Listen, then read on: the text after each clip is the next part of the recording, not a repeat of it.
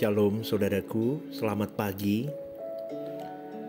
Kita materaikan dan goreskan di dalam hati kita yang paling dalam dan sedalam-dalamnya. Dan kita mau terus membangkitkan di dalam pikiran kita bahwa kehidupan kita ini bukan milik kita. Amin saudaraku. Kita akan tanamkan itu sedalam-dalamnya dalam jiwa kita, supaya kita selalu mengingat bahwa kehidupan ini bukan milik kita, saudaraku. Hanya Allah yang bisa menciptakan dari yang tidak ada menjadi ada. Kehidupan ini bukan dari siapa-siapa, saudaraku. Kehidupan ini semua karena Dia, dari Dia, dan untuk Dia, saudaraku. Dimulai dari Allah yang Alkitab sebut sebagai Allah Abraham, Allah Ishak, dan Allah Yakub. Itulah Dialah yang mempunyai kehidupan ini. Maka di dalam doa Bapa kami, Tuhan kita Yesus Kristus mengajarkan satu kalimat yang cukup luar biasa. Dengan kalimat begini, saudara, karena Engkaulah yang mempunyai kuasa, kerajaan kemuliaan sampai selama-lamanya. Wow, kalimat yang luar biasa, saudaraku. Itu menggambarkan kehidupan ini adalah milik Tuhan, bukan milik kita. All because of you, my Lord. Betul gak, saudaraku? Semua karena Engkau, Tuhan. Tetapi Tuhan berkenan loh mempercayakannya kepada kita untuk kita jalani. Itu sebuah kehormatan. Tentu dengan kehormatan ini kita harus menjalaninya sesuai dengan apa yang menjadi kehendak Tuhan. Di dalam kehidupan ini, saudaraku, ada hak, ada kewajiban. Maka kita harus benar-benar menjalani dengan bijaksana. Ada hak yang boleh kita nikmati, tapi ada kewajiban yang harus dipenuhi. Hak adalah anugerah, tetapi kewajiban juga memuat anugerah kalau kita jalani. Amin, saudaraku. Dan jikalau kewajiban kita jalani, maka hak yang Tuhan berikan bisa kita nikmati secara optimal dan maksimal. Karena kehidupan milik Tuhan, dan kita adalah makhluk yang dipercayai untuk menjalani kehidupan di mana kita harus menjalaninya sesuai dengan kehendak Allah. Maka kita harus menjalaninya guna memenuhi apa yang Allah rencanakan, saudaraku. Sebab ketika Allah menciptakan kehidupan, Ia pasti memiliki tujuan. Maka di dalam renungan yang kemarin saya katakan, hidup kita itu tidak gratis, tetapi ada pertanggungjawabannya. Roma 14 ayat 12 dan Ibrani 4 ayat 3 memuat ayat-ayat yang menunjukkan bahwa kita harus memberi pertanggungjawaban dalam hidup ini.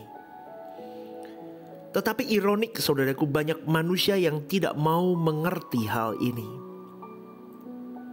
Dan memang kuasa kegelapan telah membutakan banyak orang, sehingga mereka tidak mengerti hak dan tanggung jawabnya dengan benar. Karena pada umumnya orang merasa memiliki hak tanpa mempersoalkan dari mana hak tersebut. Dan mereka juga tentu tidak mempersoalkan kewajiban yang ada di dalamnya. Saudaraku, sejatinya pasti Tuhan mengingatkan manusia-manusia ini dengan segala cara. Tetapi kalau seseorang memang membuka hatinya terhadap suara lain, maka ia tidak mau dan tidak akan mengerti. Orang yang tidak mau mengerti kebenaran ini dan akhirnya memang tidak mengerti, merasa bahwa kehidupan ini adalah miliknya sendiri, maka ia akan merasa berhak menggunakan sesuai dengan apa yang dia hasrati, apa yang dia ingini. Mulutnya bisa berkata, "Aku mengasihi Tuhan," tapi kenyataannya tidak, saudaraku.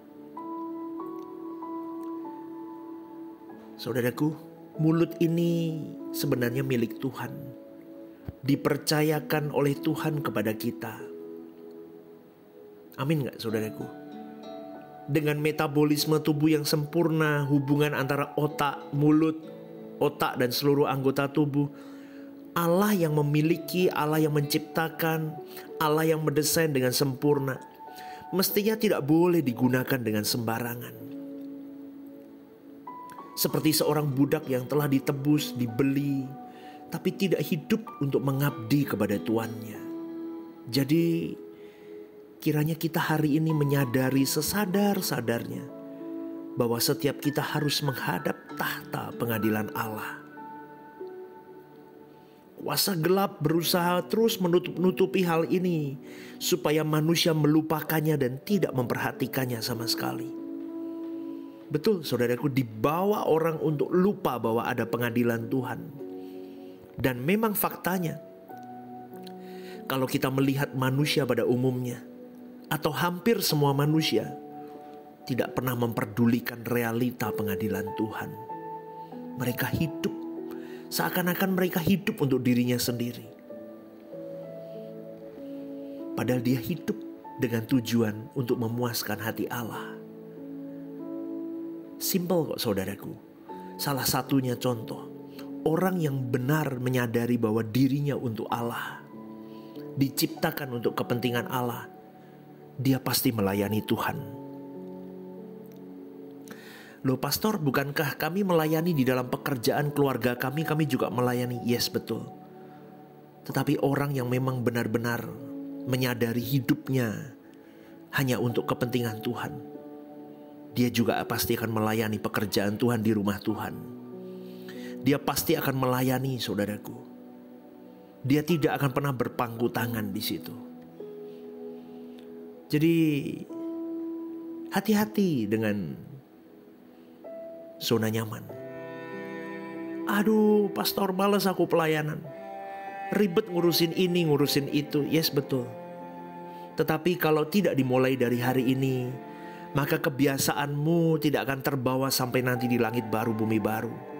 Dan saya kira orang-orang yang tidak terbiasa melayani pekerjaan Tuhan, maka tidak akan pernah bisa melayani perasaan Allah suatu hari nanti di langit baru, bumi baru. Ayo berjuang saudaraku.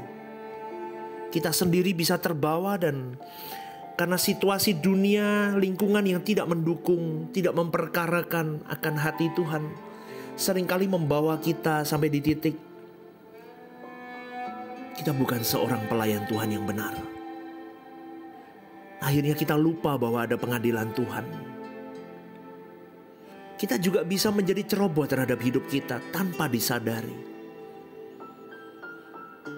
Banyak orang berdalih dengan kata, aku sibuk, aku gak ada waktu, badanku capek pastor, aku ini dan itu. Saya cuma mau katakan saudaraku, 24 jam 7 hari kita diberi waktu yang sama. Kalau engkau benar-benar ingin memperkarakan hari hidupmu untuk kepentingan Tuhan, maka mintalah kepada Roh Kudus hikmat untuk mengatur, memanage waktumu dengan baik.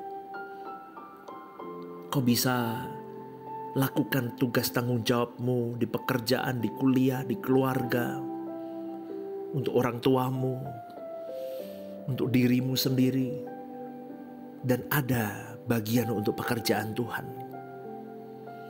Pribadi yang hidup pasti pribadi yang melayani Tuhan.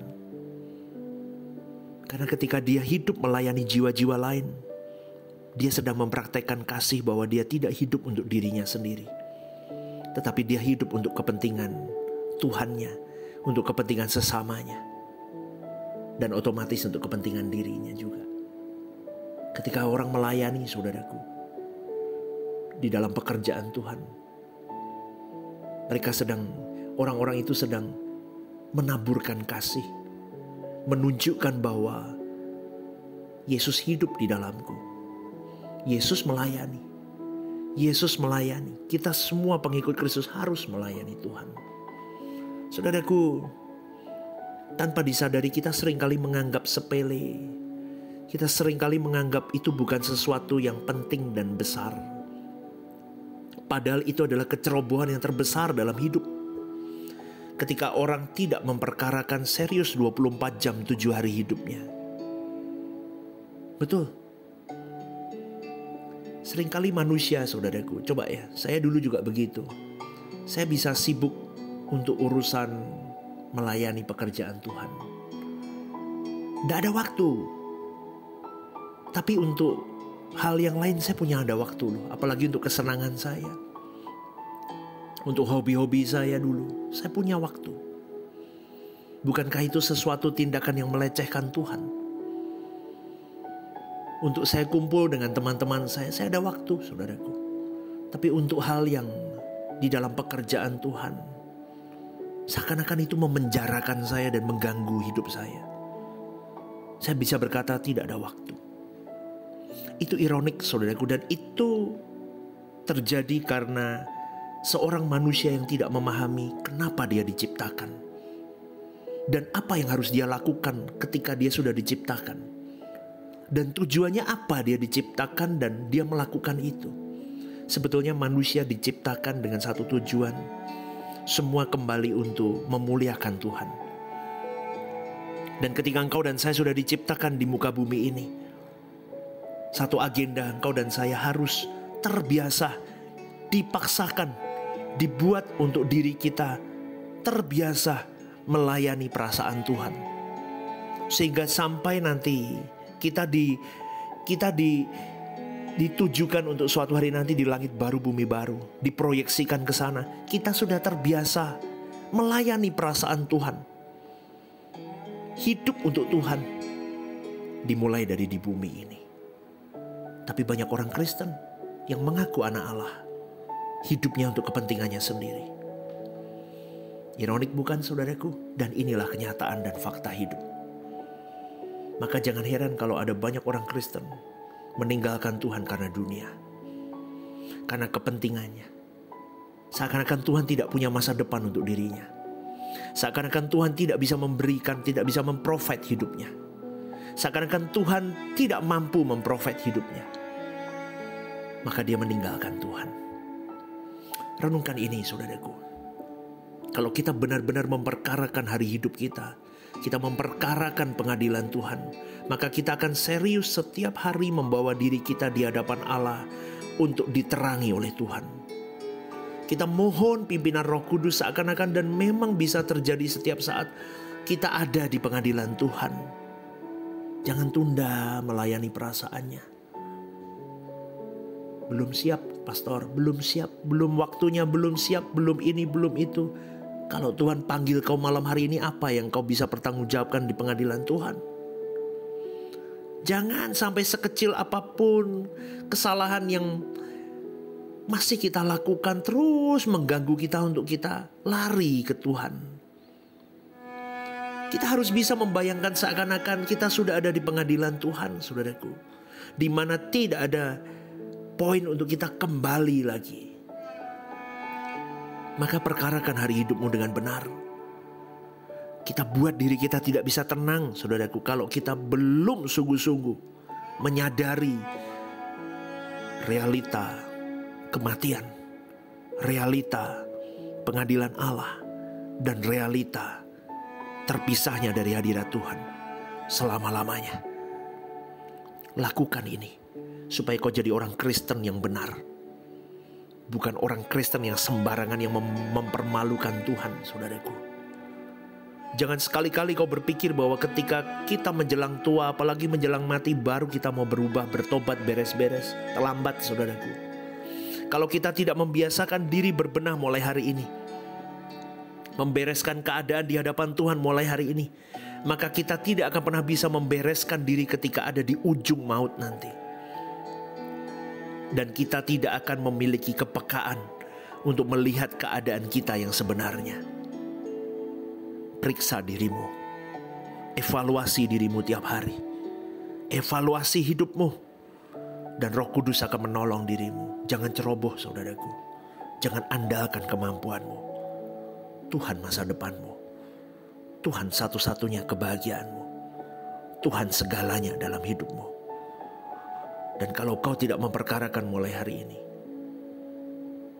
kau tidak menghargai bahwa semua terjadi itu karena Tuhan, maka kau harus bisa berkata, because of you my Lord, aku bisa hidup hari ini. Because of you, aku punya masa depan. Because of you, aku punya kehidupan yang pasti menjanjikan suatu hari di langit baru, bumi baru. Terus renungkan ini saudaraku. Selamat pagi, saya mengasihi kalian semua. Kiranya hidup kita benar ya. Kita mau berjuang bersama, sayangi Tuhan sungguh-sungguh. God bless you.